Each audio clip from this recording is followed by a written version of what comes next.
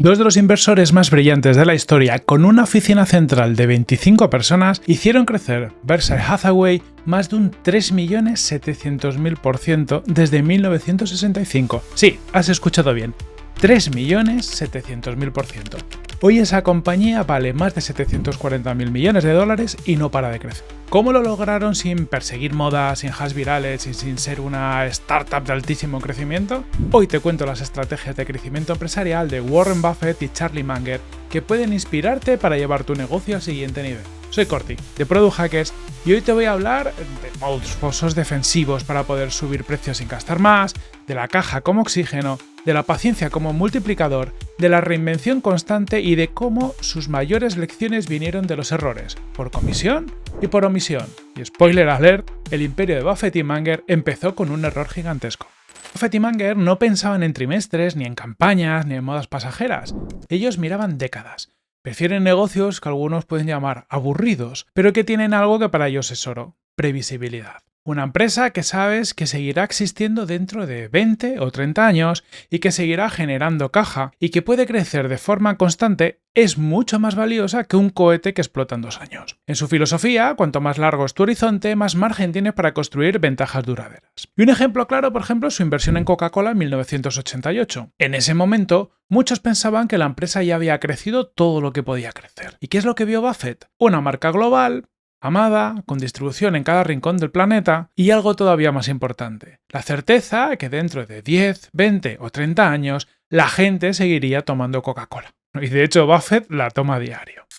Buffett no buscaba el próximo boom, buscaba negocios con la capacidad de generar caja durante décadas. 35 años después, Berkshire sigue teniendo Coca-Cola en cartera, cobrando dividendos millonarios y muy millonarios cada año. La lección es simple, pero también es muy poderosa. Apostar a largo plazo no es aburrido, es lo más rentable que existe. Plantéate, ¿qué parte de tu crecimiento seguiría viva en 10 años si mañana te cortaran el presupuesto en anuncios? Porque si la respuesta es nada, igual no tienes un plan y tienes un pedido urgente. Construir un moat, un foso defensivo, y ganar pricing power. ¿Quieres saber si tu negocio tiene futuro? Haz esta prueba. Sube un poco los precios. Si los clientes se quedan, pues tienes un moat, un foso defensivo. Si se van corriendo, lo que tienes es un colador. Un moat o foso defensivo es esa ventaja competitiva que proteja tu negocio de la competencia. Puede ser tu marca, tu red de distribución, efecto red de tus usuarios, tus datos, tus patentes o incluso los costes de cambio que tiene para un cliente irse con otro. Y esto es muy habitual en soluciones software muy integradas. El moat es lo que te permite subir precios sin gastar más en adquisición ni perder clientes. Y en growth eso se traduce directamente entre un lifetime value más alto, un CAC relativamente más bajo y al final más margen, más caja y más oxígeno. Un ejemplo brutal es See's Candies. Cuando Buffett y Munger compraron esta empresa de chocolates en los años 70, no era especialmente grande ni moderna, pero tenía algo increíble: los clientes la amaban. Cada San Valentín, cada Navidad, en esas ocasiones especiales, la gente hacía cola para comprar esas cajas. ¿Y qué es lo que hicieron? Pues fácil, cada año subían un poquito los precios y la gente básicamente seguía comprando. Munger decía que era una máquina de convertir centavos en millones porque ese pequeño incremento multiplicando por millones de cajas generaba una cantidad de caja descomunal. Otro clásico es Coca-Cola. Buffett siempre lo explicaba con un ejemplo muy gráfico. Si Coca-Cola sube un céntimo, solo un céntimo, el precio de cada lata en el mundo, al final del año ha generado miles de millones de dólares extra sin que nadie haya dejado de tomarla y sin ningún problema. Ese es el poder de un moat bien construido. Puedes cobrar más y el cliente ni lo discute. Plantéate, ¿qué tienes en tu negocio que te permite subir un 3% el precio sin pedir perdón? Justo ahí está tu verdadero foso defensivo. Si no tienes nada, pues ya tienes trabajo para planteártelo. Menos control y más autonomía. Buffett y Munger dirigían un imperio de prácticamente 800.000 millones de dólares, con una oficina central de solo 25 personas. ¿Cómo es esto posible? El secreto no es tener miles de personas en un cuartel general, ni crear capas y burocracia y gestionar procesos. Buffett y Munger se enfocaban en una cosa: encontrar a los mejores gestores y darles libertad. En Berkshire no compraban solo empresas, compraban personas brillantes que sabían cómo llevarlas mejor que nadie. Les daban autonomía total, nada de micromanagement, nada de reuniones, básicamente una cultura de confianza y responsabilidad. El resultado es que esos managers no solo mantenían el negocio, sino que lo hacían crecer como si fuera suyo, porque de hecho lo sentían o en parte era suyo. Hay un ejemplo mítico que es Rose Blankin, más conocida como Mrs. B, una inmigrante rusa que fundó Nebraska Furniture Mart, una tienda de muebles en Omaha, que bueno, curiosamente Omaha era la ciudad natal de Buffett y Munger. Buffett le compró la empresa con un simple apretón de manos, sin contratos kilométricos, sin abogados, porque básicamente confiaba en ella. Mrs. B siguió gestionando la empresa como siempre, con su estilo peculiar y agresivo para negociar con proveedores, que es la que la había llevado hasta donde llegó para conocer a Buffett. Y Buffett, una vez que llegaron al acuerdo, tampoco le dijo qué hacer. El resultado fue que Nebraska Furniture Mart se convirtió en la tienda de muebles más grande de Estados Unidos bajo el paraguas de Berkshire. Otro caso. Ajit Jain, el cerebro detrás de la división de reaseguros. Buffett lo contrató, le dio autonomía y Jain se convirtió básicamente en el jefe de esa unidad y la llevó a ser una de las joyas de la corona del grupo. ¿Qué podemos aprender de todo esto? Pues básicamente que tu negocio no escala con más capas de reporting ni dashboards. Escala cuando contratas gente que piensa mejor que tú en un área y le das poder real para decidir. Talento más autonomía nos da una cultura que multiplica. Y ahora plantéate, ¿tu organigrama frena el crecimiento o lo acelera? Porque si tienes que revisar cada decisión, tu empresa no escala. Básicamente están cogiendo simplicidad y círculo de competencia. ¿Quieres crecer más rápido? Pues haz menos cosas, porque la complejidad no te hace más listo, sino que te hace más lento. Y para esto, Buffett y Munger tenían un principio grabado a fuego, que era el Circle of Competence o círculo de competencia. Y básicamente es que ellos solo invertían en lo que entendían y conocían perfectamente. Y lo mismo lo podemos aplicar. Solo debemos invertir y al final un negocio estás continuamente invirtiendo, metiendo recursos, metiendo esfuerzos, pues en aquello que entendemos. Si no lo entiendes, da igual lo sexy que parezca, pues mejor pasar, no es lo nuestro. En Growth esto significa pues lo mismo. No hace falta abrir 10 canales, lanzar 20 funcionalidades o tener un funnel con 500.000 pasos. Cuanto más simple sea tu estrategia y más claro tu círculo de competencia, más foco tendrás y más rápido crecerás. Una historia que les pasó en los años 90 y principios de los 2000 a Buffett y a Munger es que básicamente por aquella época, recordaos, años 2000, crisis de la burbuja.com, pues de aquella todo el mundo invertía en tecnología. Y Buffett, aquel momento, pues no tocó básicamente ninguna compañía de este tipo. Le llamaban anticuado, el viejo, carca, llámalo como quieras, ¿no? Aquel abuelo que no entiende de internet. Pero la realidad es que él sabía, y lo ha reconocido muchas veces, que estaba fuera de su círculo de competencia. No entendía el modelo y prefirió no arriesgar. Esto yo creo que es muy importante, porque muchas veces cuando no entendemos algo, actuamos porque no queremos parecer tontos. Y es muy importante reconocer que no es tu círculo de competencia, a lo mejor estás dejando pasar oportunidades, pero no puedes meterte en aquello que no conoces. En tal caso, primero tendrás que conocerlo y descubrirlo. En este caso en concreto, pues a Buffett y a Munger esto les ayudó a evitar perder miles de millones cuando explotó la burbuja de las .com, que ni tan mal. Pero aquí viene lo interesante. Cuando por fin, años después, entendieron algunas características de alguna empresa tecnológica, como fue el caso de Apple, ni lo dudaron. En ese momento entendieron esta compañía Apple no como una compañía tecnológica, sino como un negocio de marca, con una marca muy potente, con un ecosistema cerrado y con clientes cautivos. Algo que sí que estaba totalmente dentro de su círculo de competencia. Un consumo masivo con una gran fidelidad, ¿no? Con una gran fidelización. Y Apple hasta hace relativamente poco ha sido una de las mayores posiciones en la historia de Berkshire y un gran caso de éxito de crecimiento de esta compañía porque lo han multiplicado por mucho, ¿no? Les ha generado decenas de miles de millones en beneficios. Y todo gracias a la simplicidad de decir que no a lo que no entiendes y sí a aquello que encaja en tu círculo o en el momento en el que eres capaz de comprenderlo. Para el mundo del growth lo tenemos que tener claro. Hacer menos es mejor. De hecho, a mí me gusta mucho el hacer más con menos, ¿no? Este mindset, este planteamiento, ¿no? De cómo podemos simplificar para alcanzar más. Eliminar funcionalidades que no aportan, ¿no? O quedarte con los 2 o 3 canales que de verdad te dan retorno después de haber probado otros. Esto no evita que probemos, simplemente que tenemos también luego que volver a la simplicidad continuamente para no volvernos locos. Porque básicamente la simplicidad es un acelerador brutal del crecimiento y es lo que nos permite condensar nuestra energía en aquellos sitios que realmente podemos aportar. Si no, distribuimos esa energía entre muchos canales, entre muchas cosas y por mucho que sepamos, por muy bien que lo podamos estar haciendo, esa energía se diluye y no nos ayuda a conseguir los resultados que buscamos. Si le estás dando vueltas a esto ahora mismo, pues lo ideal sería que hagas una lista de todo aquello que estás haciendo en la parte de marketing de adquisición y ahora revísala al 50%, cárgate la mitad, elimina todo aquello que sobre y quédate con la mitad. Si lo eliges bien, si sabes elegir aquellas cosas que realmente están en tu círculo de competencia, en la que realmente aportas, básicamente no pasará nada malo. simplemente irás más rápido. Y esto es algo que hemos visto también muchas veces. Hay casos muy conocidos como el de Uber en su momento, que eliminó muchísima de la inversión en retargeting y siguió vendiendo lo mismo. Pues este tipo de cosas son cosas que podemos hacer habitualmente en Growth Marketing, es eliminar todo aquello que no tiene tanto valor o incluso planteárnoslo como test. Vamos a validar si lo que estamos haciendo aporta tanto o no,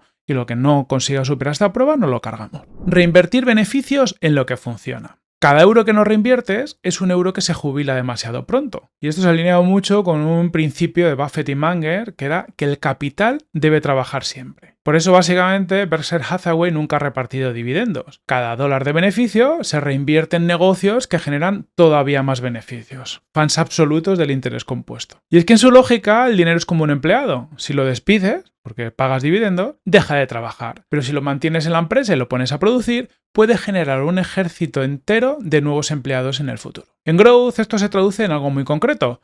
No te quedes con los experimentos que funcionan como una anécdota, y esto parece una tontería, pero lo vemos mucho pues, en clientes y gente, ¿no?, que hace los experimentos, ve que funciona mejor, pero luego se quedan ahí, a veces ni siquiera puestos en producción. Pues eso, cuando tenemos esos experimentos que funcionan, hay que reinvertir en ellos, escalarlos, exprimirlos, iterarlos, llevar esos aprendizajes a más sitios. Por ejemplo, duplicar la apuesta en los canales con mejor ratio Lifetime Value partido por CAC, ¿no? Aquellos canales más rentables, pues vamos a darle más caña, a ver hasta dónde los podemos llegar. O meter más apuesta, más inversión en aquellos productos que los clientes aman o en aquellos loops de crecimiento que mejor nos están funcionando. Un caso mítico en esta línea es el de American Express en los años 60. La compañía se vio envuelta en el famoso escándalo del aceite de ensalada, uno de los mayores fraudes financieros de la historia de Estados Unidos. De aquella, un empresario llamado Tino De Angelis infló de forma masiva el inventario de aceite de soja que usaba como colateral para conseguir préstamos. Era un truco peculiar. Llenaba grandes tanques con agua y en la parte superior dejaba una fina capa de aceite, lo suficiente para que cuando los abrieran y midieran, bueno, pues pareciera que estaban llenos de un producto valioso, pero básicamente era todo agua. Con esos supuestos inventarios garantizaba créditos por cientos de millones. ¿Dónde entra American Express en todo esto? Bueno, pues por aquel momento la compañía no solo emitía tarjetas, sino que también ofrecía certificados de depósito en almacenes que servían como garantía en operaciones comerciales. Resulta que muchos de esos certificados fraudulentos de De Angelis estaban respaldados por American Express. Así que cuando el fraude salió a la luz en el 1963, las pérdidas fueron enormes y la reputación de Amex quedó gravemente dañada, porque básicamente parecía que la empresa había sido o bien ingenua y engañada o bien cómplice de todo esto. Y durante semana los titulares la señalaban como una marca en la que no se podía confiar. Las acciones de American Express se desplomaron más de un 50%. Y mientras muchos huían del valor, Buffett miró con calma y pensó, se fue a los fundamentos. Oye, ¿han cambiado los hábitos de los consumidores? ¿Ha dejado de usar la gente la tarjeta American Express? Vio que los datos le decían que no. La marca seguía siendo fuerte. Así que metió más de $1.000 millones en acciones de American Express. Le dio más caña, no aumentó su inversión. Ese momento, reinvertido una y otra vez en décadas posteriores, ha generado más de $25.000 millones. Y la clave no fue solo comprar en un momento crítico, sino seguir reinvirtiendo en un negocio que funcionaba, ser capaz de ver el valor y apostar por él y seguir reinvirtiendo. Esto cuando nos lo llevamos a Growth nos deja un pensamiento clave y es que el problema no es encontrar un canal que funcione, sino es tener la disciplina para reinvertir en él mientras siga dando retornos, escalarlo de forma adecuada y al mismo tiempo cortar rápido lo que nos cala. Y esto se dice pronto, pero muchas veces nos cuesta hacerlo. Muchas veces luego nos morimos en el día a día sin apostar fuertemente en aquello que mejor nos funciona y seguimos diversificando demasiado en canales que poquito a poco nos van drenando toda esa energía. Así que plantéate esto. ¿Dónde pondrías hoy €1 para que valga €3 dentro de 12 meses? Si sabes responder a esto, ya sabes dónde reinvertir o incluso vas a saber mucho mejor cómo levantar dinero si lo necesitas. Pero muchas veces no tenemos una respuesta tan clara y por lo tanto lo que tenemos que hacer es trabajar en ello, trabajar en entender dónde tendríamos que hacer esta inversión y si no lo tenemos claro o no tenemos el sitio donde todavía invertir, encontrar esa palanca. La caja, el cash flow, es el oxígeno. Y es que los likes no pagan nóminas, y el cash flow sí. Y Buffett y Munger valoraban los negocios por su flujo de caja libre, que es el dinero que queda después de operar y mantener la máquina, básicamente, ¿no? El dinero constante y sonante. ¿Y por qué? Pues porque la caja te compra opciones. Te permite aguantar crisis, te permite comprar barato activos u otras compañías cuando otros venden por necesidad y te permite invertir sin pedir permiso. Traducido al growth, antes de pisar en el acelerador, tienes que clavar los unit economics, el margen bruto, el payback, el ratio lifetime value partido por CAC. Es la única forma para que puedas seguir escalando con garantías de supervivencia, porque estos unit economics están bien, ¿vale? Y te permiten crecer. Si no los tienes bien armados, bien sujetos, si en algún sitio estás gastando más de lo que debes, en cuanto escales, esto va a ir a peor. En plena crisis de 2008, el mundo financiero se tambaleaba y Goldman Sachs, que al final era pues uno de los bancos más importantes de Wall Street y encima estaba en todo el medio del meollo, estaba en problemas serios. La confianza se había evaporado y necesitaba un salvavidas. Ahí es donde Buffett aparece. Pero no como alguien rescatándolos por amor al arte o por ayudar, sino con una jugada maestra. Lo que hizo Buffett fue dar un préstamo disfrazado de inversión. Pusieron $5.000 millones en Goldman Sachs y a cambio recibió unas acciones especiales llamadas preferentes, que le pagaban un interés altísimo cada año, pues como si fuera un bono, como si fuera un préstamo con un gran interés. Lo bueno de esto es que a Buffett le permitía cobrar dinero en efectivo desde el primer día sin importar cómo le fuera al banco en bolsa. Y en paralelo también tuvo una opción de compra a precio de ganga. Básicamente negoció lo que se llaman warrants, que es guardarse el derecho a comprar acciones de Goldman Sachs a futuro a un precio mucho más bajo del que podrían valer si el banco se recuperaba. Al final, lo que consigue? Cobrar mientras espera gracias a esos altos intereses, y si el banco sale adelante también se llevaba la subida de las acciones a un muy buen precio. La verdad que aquí Buffett fue un gran negociante, era un gran negociador. Y al final esto es lo que pasó. Goldman sobrevivió, Buffett se llenó los bolsillos con los intereses durante años y además cuando ejecutó esas opciones ganó miles de millones extras que luego volvería a comprar Goldman. Buffett y Munger lo tenían clarísimo. Al final la caja, el cash flow es vida. Y ya te lo digo, yo como emprendedor esto lo aprendes con el tiempo, porque muchas veces te mueres por falta de caja. La caja es lo que necesitas tener para poder vivir, operar. Necesitas tener ese margen. En cuanto lo pierdes, en cuanto rozas el cero, ahí empiezan todos los problemas. Básicamente sin caja no puedes pagar nóminas, no puedes invertir en el futuro y sobre todo no puedes dormir tranquilo ni tomar buenas decisiones. Y en Growth pasa exactamente lo mismo. Sin caja real solo tienes castillos en el aire. ¿Qué podemos hacer para aplicar este conocimiento al mundo del growth? Pues muchas cosas, porque al final el growth tiene mucho que ver con esta parte financiera y con la parte de caja. Primero, tienes que asegurarte que cada unidad de negocio respira sola. Es como un corredor de fondo. Si necesita oxígeno externo cada 100 metros, pues no vas a llegar a meta. ¿Cómo sabes si tu negocio respira? Bueno, pues que cada cliente que adquiere se paga a sí mismo en menos de 12 meses. Que el lifetime value sea al menos 3 veces tu CAC, a ser posible más. Bueno, y cuando estamos hablando también es el margen del lifetime value, que muchas veces nos hacemos trampas con los ingresos y lo que tenemos que quedarnos es con el margen bruto que nos está generando. Y que la retención sea sólida. Básicamente que al final tengamos una net retention, una retención neta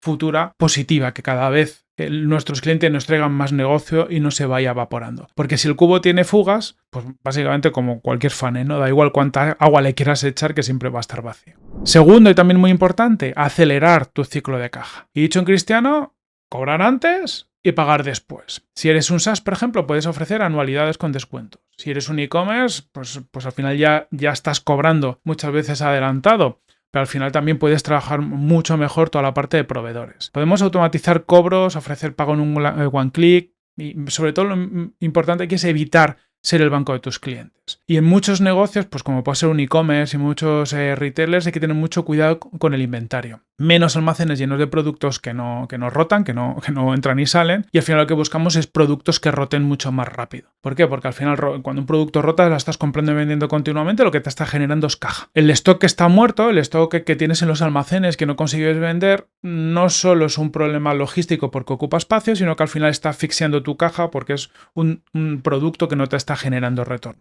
Tercero, crea tu propio float, igual que Berkshire lo hizo con los seguros. Un caso muy curioso es que Berkshire es una empresa que tiene muchas empresas, pero gran parte de su negocio, porque lo compraron, es un negocio de seguros. Y lo compraron porque el negocio de los seguros al final lo que les permite es disponer de mucho capital que entra por las primas de los seguros. Es decir, tú cuando vendes un seguro, a alguien le cobras, imagínate, 1.000 euros y con esos 1.000 euros sabes que a futuro a lo mejor se los vas a tener que devolver parte porque tiene un siniestro. Pero tú mientras tanto lo tienes en tu flow, ¿no? Al final tengo un montón de dinero, una caja brutal que puedo gestionar durante un tiempo y que potencialmente algún día tendré que devolver. Ellos entraron en el mundo de los seguros porque como Buffett es muy buen inversor, lo que dijo es, bueno, yo si tengo dinero lo puedo gestionar muy bien y puedo generar todavía más dinero a partir de él. Me beneficio antes de tener que devolverlo. Es un negocio fantástico. Pero ese pensamiento, ¿no? de cómo puedo generar esa capa de dinero que pueda reinvertir para yo poder crecer más es algo que nos podemos quedar. Aquí en esto lo que tenemos que siempre es pensar cómo financiarnos con nuestro propio modelo de negocio, no con deuda externa. Por ejemplo, si eres un SaaS, pues cobrar upfront. Eso es una muy buena forma de financiarnos, ¿no? O si tenemos un marketplace, gestionar bien los plazos de pago a proveedores. Si puedes trabajar con prepago o wallets, pues dale caña, ¿no?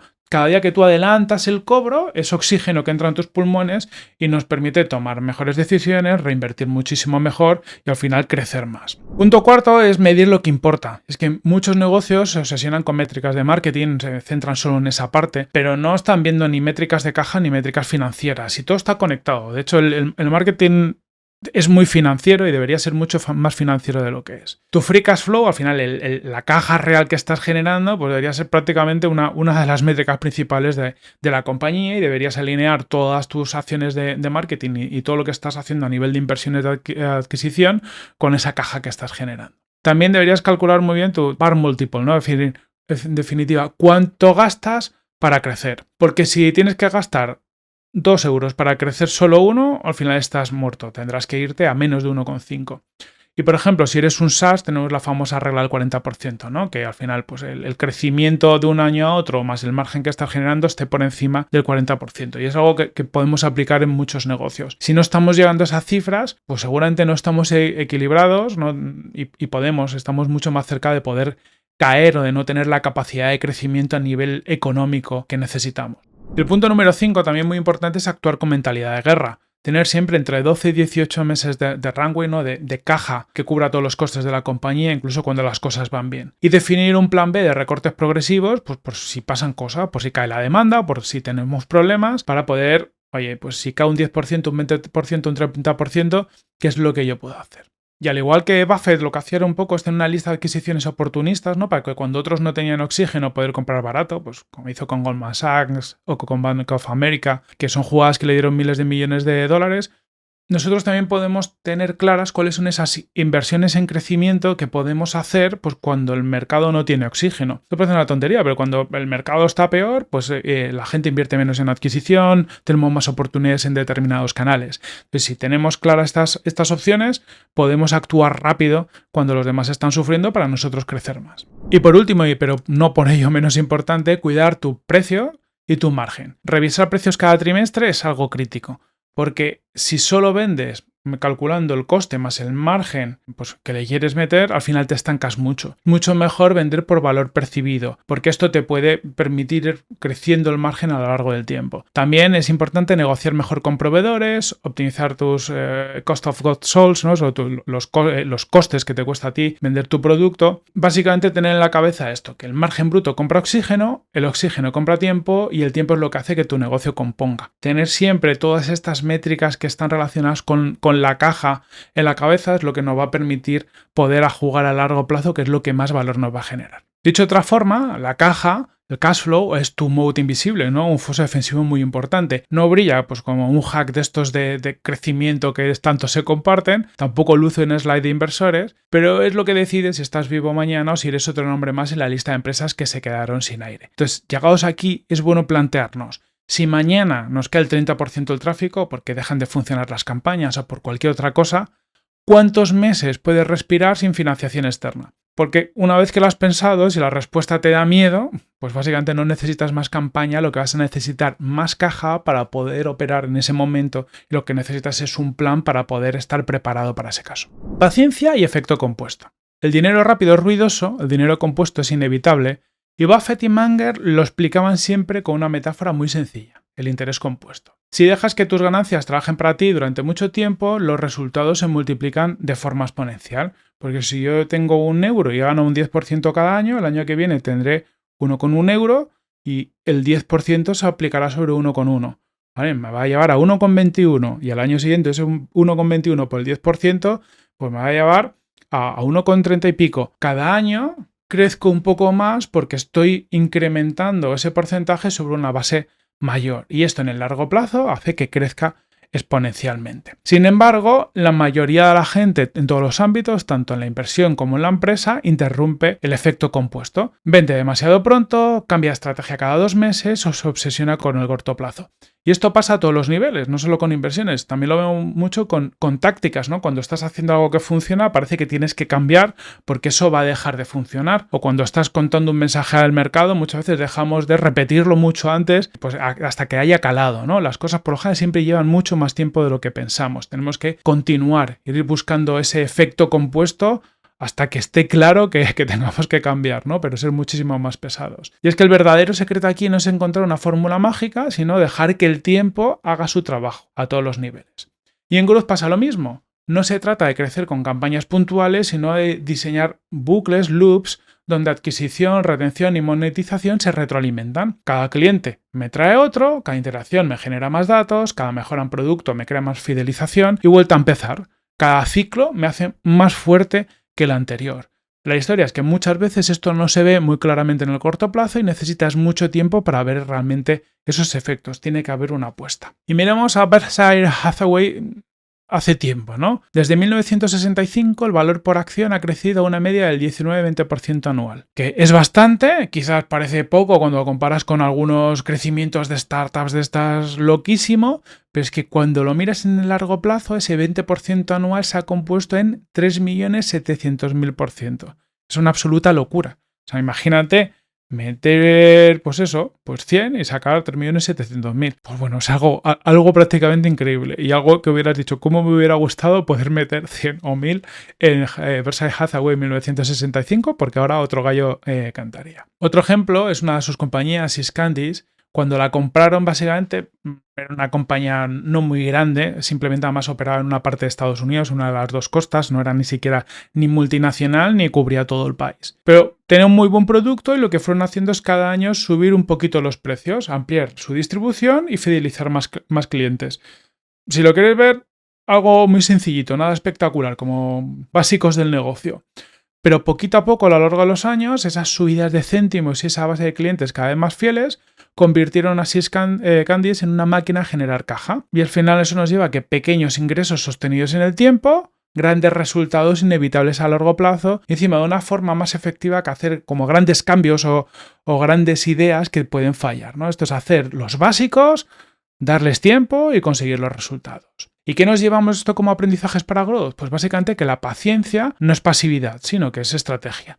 Diseñar loops que refuercen cada ciclo, pues como programas de referidos que conviertan a clientes en tus mejores vendedores, o generar contenido evergreen que siga trayendo tráfico meses o años después, o productos que mejoran con los datos de uso de los usuarios para conseguir a partir de ahí pues atraer más usuarios, segmentarlos mejor o lo que sea. El secreto está en resistir la tentación de apagar un loop demasiado pronto, incluso dejarlos componer entre ellos, ¿vale? Diseñarlos, trabajarlos a largo, que vayan funcionando, que vayan mejorando y que se vayan retroalimentando unos a otros. Llegados a este punto, plantéatelo. ¿Qué actividad en tu negocio se hace más fuerte con cada loop, con cada ciclo? Si no tienes todavía alguna, pues aún no estás jugando al juego del interés compuesto y te puedes plantear cómo tienes que modificar tu negocio, qué cosas puedes integrar para tener estos bucles, ¿no? Estos loops de retroalimentación que te permitan crecer y ser más fuerte. Aprender de los errores tanto por comisión como por omisión. Muy curioso porque Buffett y Munger comienzan Berkshire Hathaway, de hecho Buffett, con un error que los hizo imparables, que es comprar esta compañía que luego se convirtió como en la matriz. Pero también es muy curioso cuando les escuchas, es que ellos le dan mucha importancia a los errores, pero no como algo negativo, sino como pieza clave de su aprendizaje. Y de hecho, Buffett y Munger ambos diferencian dos tipos de errores, ¿no? Los errores de comisión, cuando haces algo que no debías hacer, como una mala inversión, una decisión equivocada, un paso en falso, y ellos además lo diferencian mucho de que dicen que un error de comisión es cuando tú podrías saber con tu círculo de competencia que no lo debías hacer y aún así lo hiciste, ¿no? Y es algo que podrías haber evitado. Pero también dicen que son los errores pues menos graves, ¿no? Que por lo general los más graves han sido errores de omisión. Cuando no haces algo que deberías haber hecho, ¿no? Y tenías la competencia para hacerlo. Por ejemplo, la oportunidad estaba ahí, pero por lo que fuera, dejaste pasar esa oportunidad. Y les dan más importancia porque al final cuando acabas haciendo algo que sabías que tenías que hacer, que era una buena oportunidad o lo podrías haber visto, el upside que tienes es muy muy fuerte. Al final el crecimiento de Berkshire Hathaway a lo largo del tiempo es un crecimiento muy fuerte, pero que viene de pocas decisiones que realmente han compuesto este interés compuesto, por decirlo así. Por lo tanto, una buena decisión más, el impacto que hubiera tenido el negocio es mucho. La genialidad yo creo que tienen ellos es que no intentan evitar los errores, intentan hacer cada vez lo mejor posible, pero sí que lo que hacen mucho es documentarlos y aprender de ellos y ajustar el sistema para que cada error los haga más fuertes, que es algo que tiene mucho que ver con el growth, ¿no? Al final el growth va mucho de esto, de experimentar y aprender. Y es que la historia de Berkshire Hathaway empieza porque Buffett compró esta compañía que inicialmente era una compañía textil, pero que estaba en decadencia. La compró muy barato, pero básicamente era un negocio mediocre, sin foso defensivo y, bueno, básicamente el resultado fue que malgastaron muchísimo capital. Fue casi una compra por ego, por una discusión con el CEO de la compañía y lo acabaron pagando caro. Pero también les dio la lección más valiosa de su historia, que es nunca invertir en un mal negocio solo porque está barato. De hecho, es lo que Buffett siempre dice que aprendió de Munger, ¿no? Que era mucho mejor invertir en un buen negocio siempre, aunque esté más caro, que no un mal negocio que esté barato, porque ese mal negocio al final va a acabar fallando a lo largo del tiempo. Pero bueno, de esta equivocación nació lo que es el cascarón de Berkshire, que luego utilizarían como vehículo para comprar los grandes negocios que los han convertido en leyenda. Entonces, fallaron, aprendieron y aún así ha sido parte importante de todo su éxito, ¿no? Ha compuesto ese fracaso también a lo largo del tiempo. Otro caso de fracaso y aprendizaje fue Dexter Su, que más o menos en 1993 Buffett pagó 433 millones de dólares, pero en acciones de Berkshire Hathaway para poder comprar esta compañía. Esta compañía tampoco está en buenas condiciones y al tiempo pues, se vino abajo frente a la competencia asiática. Pero claro, la historia es que Buffett había entregado acciones de Berkshire que se habían ido creciendo de valor. Por lo tanto, ya no es que hubiera pagado esos 433 millones, es que ahora esas acciones hubieran valido decenas de miles de millones. Buffett esto lo llamó uno de sus peores errores y aprendió la lección, que es proteger tu moneda. Si tus acciones y tu compañía valen mucho, pues no lo uses para comprar algo de menor valor, ¿no? Si tienes oro, no lo usas para comprar bronce. A nivel de errores por omisión, pues digamos que seguramente pues Google y Amazon como compañías tecnológicas son dos de sus grandes errores. De hecho, en el caso de Google, ellos sabían que la unidad aseguradora de Berkshire Hathaway gastaba millones en anuncios de Google allá por 2004. Básicamente, ellos lo han reconocido, tenían la evidencia delante de que era un negocio que funcionaba y que tenía sentido, pero no fueron capaces de comprar acciones a tiempo. Lo mismo le pasó con Amazon. Lo veían el potencial, pero subestimaron el potencial que podrían tener durante mucho tiempo. Al final son dos de sus grandes errores por omisión, porque si hubieran entrado a tiempo en estas compañías, pues el upside de Berkshire a lo largo del tiempo hubiera sido todavía mayor. Otro error importante que cometieron fue en Tesco, la cadena británica de supermercados, porque básicamente cuando los fundamentales empezaron a deteriorarse, la cosa empezó a ir peor, tardaron muchísimo tiempo en salir. Y aquí también una lección muy importante, no te cases con tus decisiones, si los números van cambiando también tienes que cambiar tú. Y cuando las cosas van mal, cuanto antes puedas salir, cuando antes cambies, cuando antes te evites ese error, muchísimo mejor. Y aquí es que también tenemos muchos aprendizajes para Growth, porque también en Growth cometemos los mismos dos tipos de errores, ¿no? Errores por comisión, que son pues campañas que queman caja, productos lanzados sin mercado, funcionalidades que nadie usa, cosas que estamos haciendo y no funcionan, y también errores por omisión, pues como no entrar a tiempo en un canal que luego explota, como TikTok, YouTube Shorts, como en inteligencia artificial. Esto es muy habitual, ¿no? Que no entremos en un canal o que entremos en demasiado tarde. Aquí la clave no es evitar estos errores, sino crear un registro vivo. Ser capaces de documentar lo que salió mal, qué señales ignoramos, qué podríamos haber hecho distinto la próxima vez y sobre todo incluso cambiar nuestros procesos y nuestra forma de tomar decisiones para convertir estos fallos en procesos. ¿Qué debemos mirar, qué debemos evitar y qué debemos repetir? ¿Cómo podemos ir mejorando a lo largo del tiempo? Y ese es un poco lo que deberíamos plantearnos. ¿Cuál fue nuestro último error de omisión? Escribirlo y ver ese dolor, cómo convertirlo en una checklist para no volver a perder la próxima gran oportunidad. Y lo mismo con los errores de comisión. Escríbelo y démosle una vuelta para ver si somos capaces de crear una checklist, una lista a validar para que esto no nos vuelva a suceder. Modelos mentales. Pensar mejor para crecer mejor. Si solo tienes un martillo, todo te parecerá un clavo. Y por eso Charlie Munger se pasó la vida coleccionando herramientas mentales. Munger estaba obsesionado con los modelos mentales, ¿no? Él creía que podríamos extraer conocimiento de múltiples disciplinas. Una persona muy curiosa, ¿no? Que sabía de economía, psicología, biología, física, y tenía la idea de que cuanto más variada fuera tu caja de herramientas mentales, mejores serían tus decisiones. Entonces le intentaba sacar de todas estas disciplinas aprendizajes clave que pudiera utilizar como herramientas en su toma de decisión en su día a día, sobre todo para comprar compañías o operar compañías. Al final esto es clave porque los negocios no solo se ganan con un Excel o con marketing, también se ganan entendiendo los sesgos cognitivos, los sistemas de incentivos, teoría de juegos, efectos de red o incluso principios básicos de biología como la evolución, porque eso moldea al final cómo funciona todo. Para Munger, la clave del crecimiento estaba menos en saber más y más en pensar mejor. Un ejemplo famoso es cómo usaba los sesgos psicológicos para analizar negocios. Munger explicaba que la gente no compraba Coca-Cola solo porque tiene sed, ni mucho menos, sino por la asociación psicológica, ¿no? La marca está vinculada a la felicidad, amigos o un momento de ocio. Ese sesgo de asociación es un modelo mental de psicología que él acabó aplicando a la inversión. En su discurso The Psychology of Human Misjudgment, Munger listó decenas de sesgos que afectan nuestras decisiones, desde la aversión a la pérdida hasta la presión social. Él reconocía que ha ganado millones o miles de millones gracias a reconocer donde otros se equivocan por estos sesgos. Es capaz de entender por qué estamos tomando decisiones por estos sesgos. Y esto es un aprendizaje clave para Growth, porque al final los modelos mentales son la diferencia entre improvisar y decidir con claridad. Y tenemos muchas cosas, ¿no? Tenemos, por ejemplo, los efectos de red. Es que cada usuario nuevo aumenta el valor del producto, ¿no? Esto pasa en marketplaces, en SaaS y demás. Tenemos el sesgo del compromiso, que es cuanto más esfuerzo invierte un usuario en usar algo, más difícil es que se vaya, ¿no? Entonces esto hay que usarlo para diseñar onboardings progresivos. Tenemos la inversión inversa, ¿no?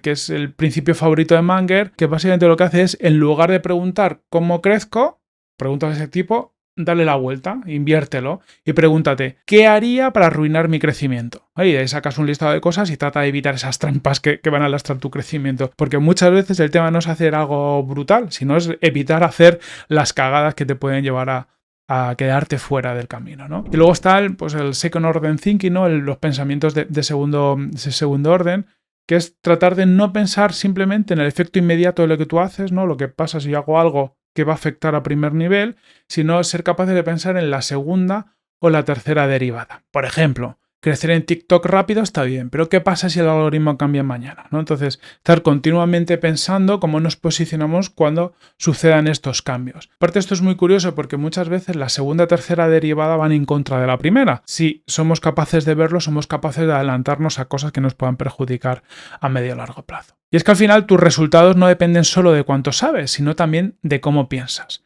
Y aquí es muy importante que nos planteemos si estamos siendo capaces de usar modelos mentales para crecer, si no los conocemos y cuáles pueden faltar en nuestra caja de herramientas. Aquí utilizarlos nos va a venir muy bien. Si te interesa, yo en su momento escribí un libro Psychogrowth que nos ayuda a descubrir muchos de estos modelos mentales y cómo afectan a nuestro cerebro. Y es que si algo nos enseñan Warren Buffett y Charlie Munger es que el crecimiento real no se construye con humo ni con modas pasajeras. Se construye con visión a largo plazo, pastando por negocios y claves de negocio que sobrevivan décadas. Se construye también levantando moats, esos fosos defensivos que te permiten subir precios sin gastar más. Se construye con cultura y talento, dando autonomía a los mejores para que creen sistemas que escalen solos. Se construye también con simplicidad, quedándote dentro de tu círculo de competencia. Se construye reinvirtiendo en lo que funciona una y otra vez hasta que ese efecto compuesto haga su magia. Y sobre todo, y esto no lo olvidemos, se construye con caja, porque el cash flow, esa caja, compra tiempo, el tiempo compra opciones y las opciones compran futuro. Buffett y Munger también nos enseñan que los errores son inevitables, tanto de comisión, cuando haces lo que no debías, como por omisión, cuando dejas pasar la oportunidad que tenías por delante. Es que lo importante no es no fallar, sino que lo importante es aprender, documentar y no repetir. Y como decía Charlie, la ventaja definitiva está en cómo piensas, los modelos mentales. Son la caja de herramientas que te ayudan a tomar mejores decisiones, a ver lo que otros no ven y a evitar trampas que hunden compañías, que al final es donde muchas veces caemos y nos llevan al foso cuando podríamos estar haciéndolo bien. Al final el crecimiento es menos un sprint y más una maratón con una buena estrategia. No se trata de correr más rápido, sino de construir motores que no se detengan nunca. Así que la próxima vez que pienses en growth, en cómo crecer tu compañía, olvídate de buscar ese hack, ese truco que te lleve lejos y hazte estas preguntas. ¿Estoy construyendo un moat que me proteja? ¿Tengo caja suficiente para respirar si mañana las cosas se tuercen? ¿He diseñado loops que compongan valor con cada ciclo? ¿Qué errores estoy documentando para que se conviertan en mis mejores lecciones? ¿Y qué modelos mentales necesito sumar a mi caja de herramientas? Porque al final, crecer como Buffett y Munger no es cuestión de suerte, es cuestión de disciplina, paciencia y de jugar a largo plazo. Si todo esto que has escuchado hoy te resuena, si quieres llevar el crecimiento de tu negocio al siguiente nivel, y no solo con teoría, sino con práctica real, en Product Hackers School hemos creado el Máster de Growth, un programa 100% enfocado en aprender haciendo, donde trabajas con metodologías, experimentos y casos reales. Te enseñamos a detectar oportunidades de crecimiento, a priorizar lo que importa y a ejecutar un sistema de growth repetible. Así que si quieres convertirte en un profesional capaz de hacer crecer cualquier negocio, el Máster de Growth es tu sitio. Tienes toda la información en geo.producthackers.com o básicamente tienes el link en la descripción del episodio.